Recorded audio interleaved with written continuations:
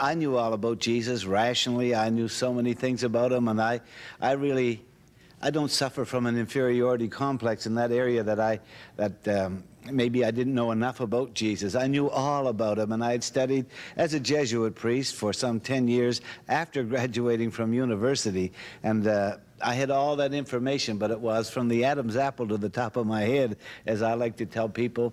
But my life was turned around because I had tried so hard to do it on my own, and I had tried so diligently. I really did.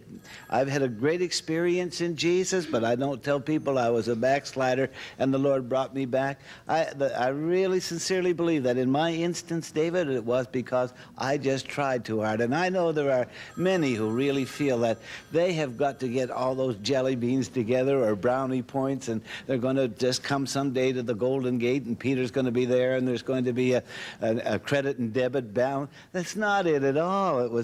I found out after becoming alcoholic and depressed, and even in a psychiatric hospital at Southdown, a little north of Toronto, that I was suicidal, and I was just so bent up. And I remember one day, David, just lying on my bed and say, Jesus, if you're for real, do something, because I quit.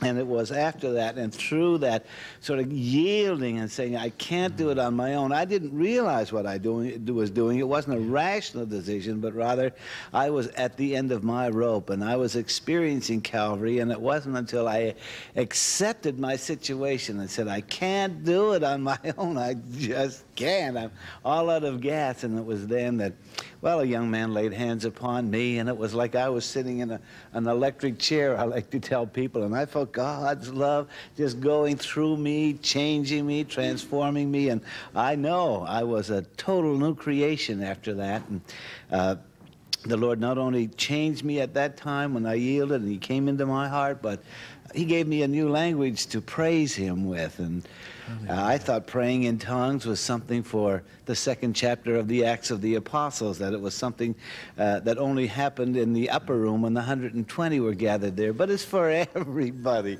This morning can be our upper room. That's right. People can be filled with the Spirit of God. And we talk about 100% living here at 100 Huntley Street. And not only is it possible, but I like to go even farther than that and say it's probable. In fact, it's even definite when you receive Jesus, because he is the only one who ever lived life at 100%. That's right, Dave, and he says that he stands outside the daily experience. As I travel around, and David, as you do, and with you, that I find so many people are lonely, and there are so many broken marriages, and people in this era are suffering so much distress because of financial concerns. And what we're coming into in the 80s, and that situation in Afghanistan, and that situation in Iran, and people are feeling a sense of doom. But, you know, in these 80s, David, I am so excited. I've been telling everybody they are the weighty 80s, that great things are going to happen. I'm not threatened by that, as I see an accumulation of anger and even hatred in the Mideast right now. I know that God is very much in touch with that.